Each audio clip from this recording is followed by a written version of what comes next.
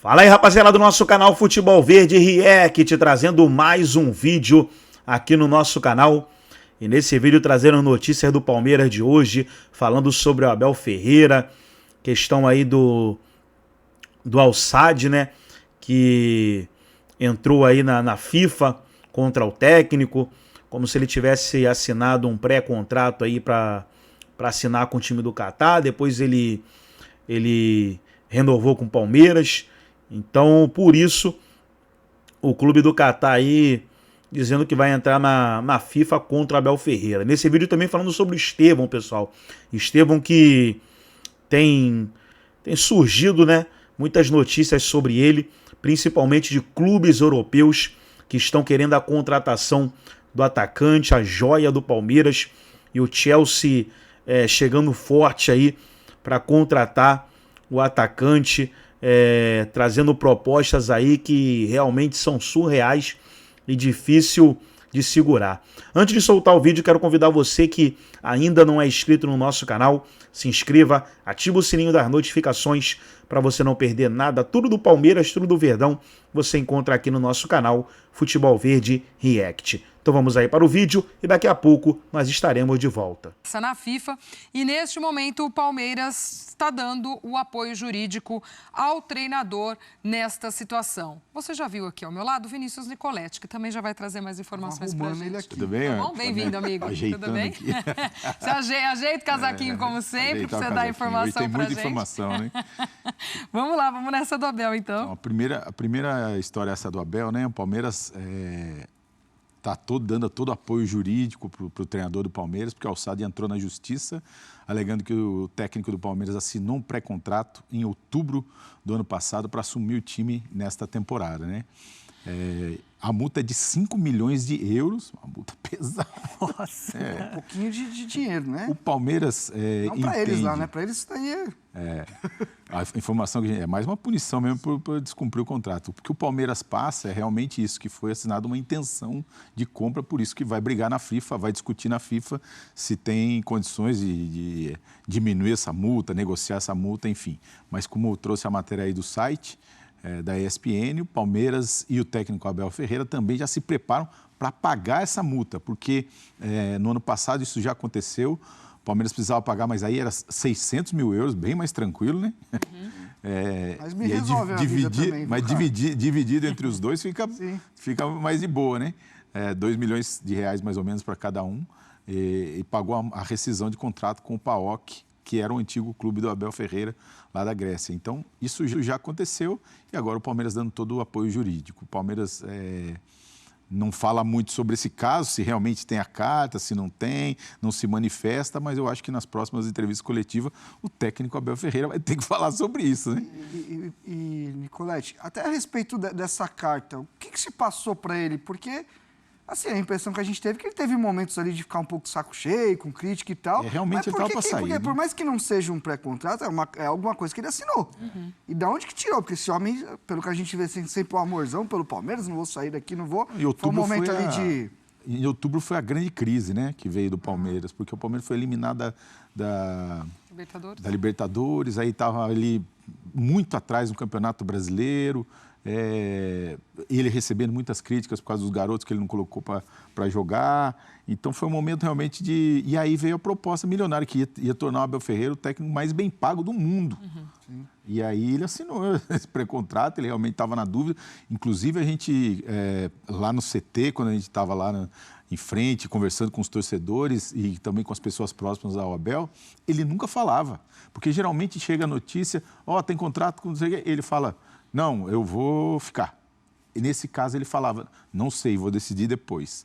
Não sei, vou decidir depois. Vocês lembram? Tanto que primeiro mesmo quando o Palmeiras é campeão brasileiro, né, Nicoletti? Isso foi pauta na entrevista ali no pós-título, e ele não falou, né? Também. E ele não falou. Internamente ele sinalizou para o Palmeiras que assinou ou não? Não sinalizou. Não sinalizou nada. Então teoricamente, o Palmeiras não tem obrigação nenhuma de estar com ele agora junto. Obrigação não tem. Não tem, mas tá fazendo seria uma carta de intenção, né? Pelo que a turma do site também apurou. Exato. Quer dizer, acho que de ter esse interesse nessa transferência, nessa negociação. E aí ele ficou ali naquele momento ali, sem falar com o Palmeiras, sem se comunicar com o Palmeiras, também não deu certeza que ia ficar. O Palmeiras também não recebia nada do treinador. Tem uma proposta, tem não sei o quê. E só foi negociado depois do Campeonato Brasileiro. O Palmeiras foi remando, foi chegando, encostou passou o Botafogo, foi campeão. Será que durante a renovação o Abel falou? É outra coisa também que a gente teria que descobrir. Vou renovar, mas deixa eu contar uma coisa para vocês. Eu me lembro, um negócio ali. É muito forte, né, Nicolete, esse assunto de que ele poderia mesmo ir para o Catar. A gente lembra, estava contigo lá nesse último jogo em Minas, e até quando a gente ali conversando nos bastidores com o pessoal do clube, muita gente falava, porque também talvez a família haja esse interesse de ir para o Catar, essa coisa que também tá mobilizando tanta gente no meio do futebol. Todo mundo estava trabalhando com essa possibilidade, né, dessa saída dele, já pensando num qualidade de vida e grana e tudo mais do Catar, enfim, internamente se falava, né? Tava assim meio que um pé em cada canoa, né? Tava negociando mesmo. Tava claro, ele falou sobre isso depois, ele não deu certeza que ia continuar no Palmeiras depois do título, não deu depois do prêmio aqui, bola de prata, ele falou, vou para casa, vou pensar, vou conversar com a minha família, ver o que é melhor, vou colocar o dinheiro na frente, vou colocar o bem-estar da minha família, e aí pesou também, porque a família dele está muito bem instalada aqui, gosta do Brasil, ele também mora ali na frente do CT, já está há um bom tempo, então a Leila também convenceu ele a ficar, mostrando que ele ia montar um time forte, disputar o Mundial de Clubes em 2025, né? Novos jogadores, fazer a renovação, enfim. Foi um papel importante da presidente do Palmeiras nessa renovação com o Abel Ferreira. E aí, em vez de anunciar o final do vínculo, que era em 2024 agora, ela anunciou a renovação por mais um ano. Né? Extensão por mais um ano. Mas agora vai ter que administrar essa situação. Aí fica essa dúvida. Os dois já se preparando para pagar. Algo em torno de 27, 28 milhões de reais. Só. Tá bom, né? Tá bom, né? É grana, hein? É grana. Resolvido na minha vida. Escuta, ô Nicolete, essa história do Estevão, hein? Mais uma grana boa aí também. Chelsea de olho no garoto da base. Pois é, o Chelsea está em cima do Estevão, né? Mandou representante para acompanhar o garoto de perto no último jogo da Libertadores, Palmeiras e Independiente Del Valle. O Estevão foi titular mais uma vez. Terceiro jogo seguido, 7 jogos titular do Palmeiras. Então a caneta aí, essa aí, ó. Nu. Nossa, vai de primeira não, você vai tomar. Já vai, já? Aí o Chelsea tinha uma proposta de 60 milhões, no Palmeiras não aceitou, não estava concordando, aí eles subiram aí essa proposta para 65 milhões, entre valores fixos, metas e bônus. E aí as metas mais tranquilas que ele pode, são metas que ele pode alcançar, como tem do Endrick agora aí, de gols, de atuações. Mas porque não é para já, né? Ele ainda não tem 18 anos. Ele não é para já. Ele acabou de fazer 17, né? Em mês de maio agora. E aí uma outra coisa que entra na negociação é se o Palmeiras pode contar com ele no Mundial de Clubes, porque vai ser na intertemporada, né? Na Europa. Então ele disputaria a temporada 2000 o Super Mundial, 2025. Super Mundial. Ele disputaria até 17 anos, 18 anos ele faz no ano que vem, vai embora em junho, disputa no meio do ano, começa a temporada lá. Só que o Mundial é nesse período aí. E aí ele pode jogar pelo Chelsea, se ele for embora. E o Palmeiras está tentando negociar para ele que ele fique pelo menos no Mundial, disputar o Mundial. O papo, assim, no pessoal de mercado, de scout, é que já foi. Porque assim, não era só o Chelsea que queria, um monte de gente queria. Um monte de gente queria. É por isso que o Chelsea está subindo a proposta, né? Exatamente. Pessoalmente, não sei se o Chelsea é uma boa escolha para ele. De verdade, eu acho que o Chelsea tem sido muito agressivo nessa questão de jovem e muita gente batendo e não ficando. Até teve uma melhora de desempenho no final da temporada, mas eu acho que inclusive o menino do Independiente Del Valle já quer emprestar ele para outro time, né? Exatamente. Não estão falando nem chegar ainda no Chelsea. Mas, assim, o que é falado é que já foi, já está certo. É só umas questões mesmo para ajeitar. E, assim, a gente está falando de um jogador num nível... eu conversei muito com gente que é scout de vários clubes do mundo sobre ele. E tem gente que acha ele melhor que o Endrick, inclusive. Que acha que ele é um... eu ouvi de gringo. Ele é Neymar.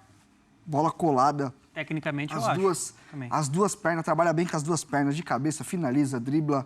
Assim, eu já tinha visto ele na base, já tinha me chamado a atenção, mas quem realmente acompanha, que a gente tem que escutar quem realmente está no dia a dia, tá vendo. Assim, fala que é um negócio absurdo, que esse é um jogador que é daqueles que surgem um a cada 10 anos. Então, assim, primeiro, muito mérito do Palmeiras, que reestruturou todas as suas categorias de base.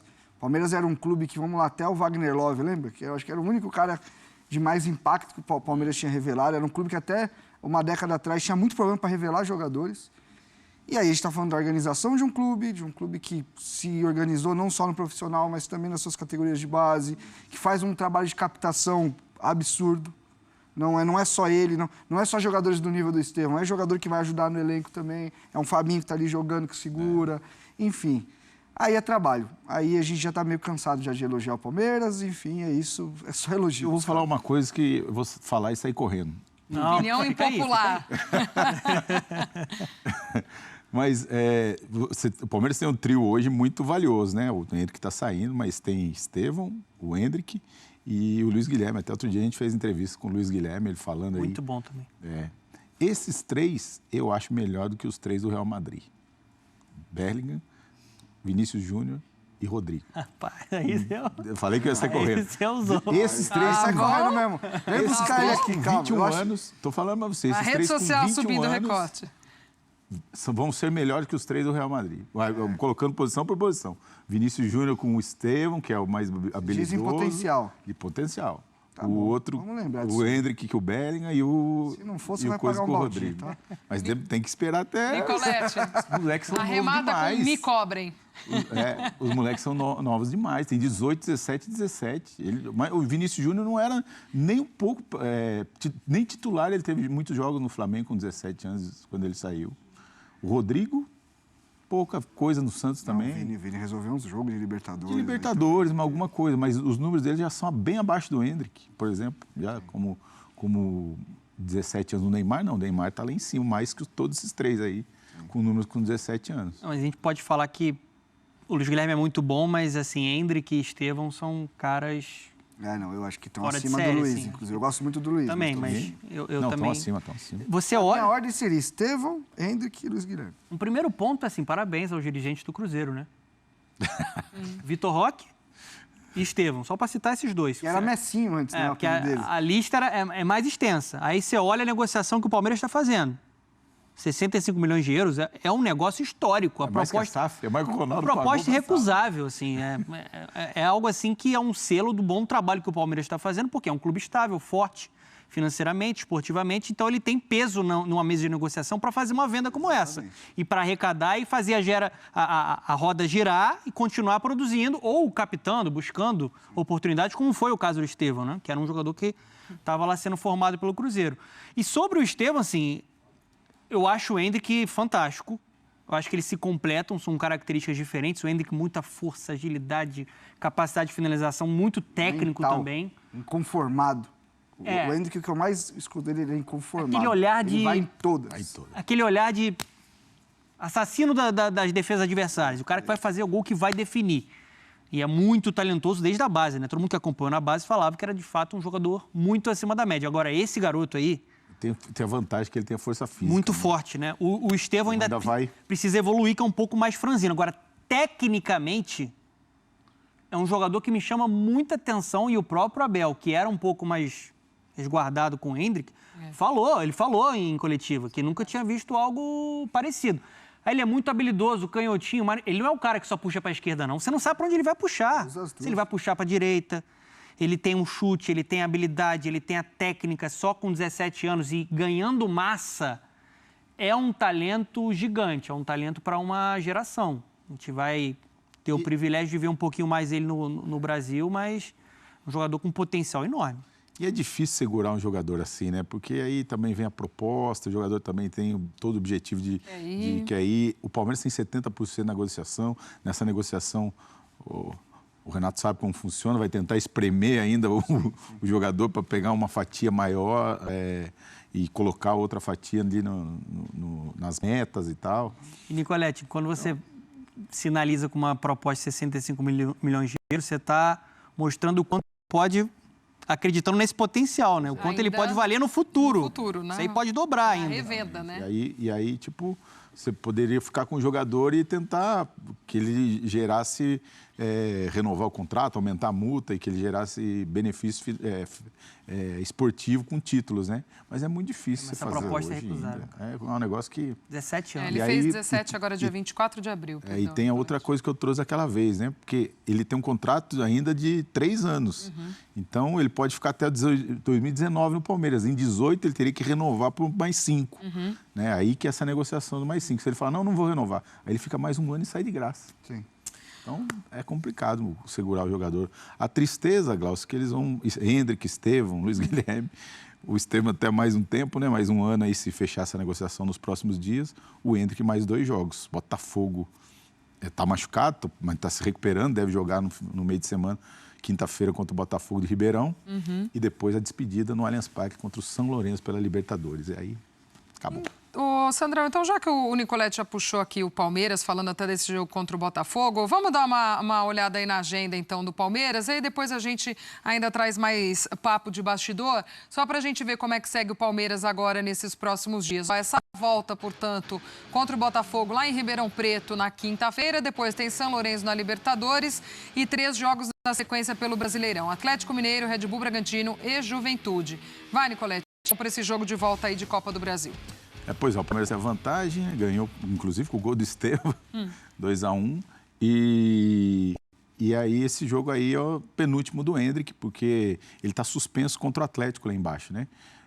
No Brasileiro, ele ia cumprir essa suspensão contra o Criciúma. Aí teve a suspensão do campeonato. Então, o Hendrick, Flaco Lopes, Mike e toda a comissão técnica, os 3 portugueses da comissão técnica, os 3 estão suspensos, ficam fora desse jogo contra o Atlético, que é o próximo, depois do jogo do Atlético Paranaense, que o Palmeiras, que os jogadores receberam o 3º cartão amarelo. E aí ele vai fazer esses 2 últimos jogos e se despede. Então, toda essa expectativa, ele mesmo machucado, ele também quer jogar, né? Ele sempre fala isso. E aí são os 2 últimos jogos do Palmeiras. Então, vamos ver como é que vai ser. E a outra expectativa boa no Palmeiras, hoje eu acompanhei até ele saindo do CT com um sorriso desse tamanho. O Dudu, que participou do jogo treino contra o São Bento no final de semana, né? Está fora desde setembro que ele operou o joelho, e aí eu falo isso, que é um bom sinal, porque nesses 7 meses o Dudu nunca passou pela torcida ali, porque fica a torcida esperando para tirar foto e tal, e aí ele sai pro portão do fundo, ou às vezes passa direto e tal, tá meio na bad, na recuperação, tá fora do holofote. Hoje ele foi lá e parou, atendeu todo mundo com um sorrisão. Tá bem, Bruno Rodrigues também, já né? O Bruno Rodrigues também, os 2 voltaram a treinar.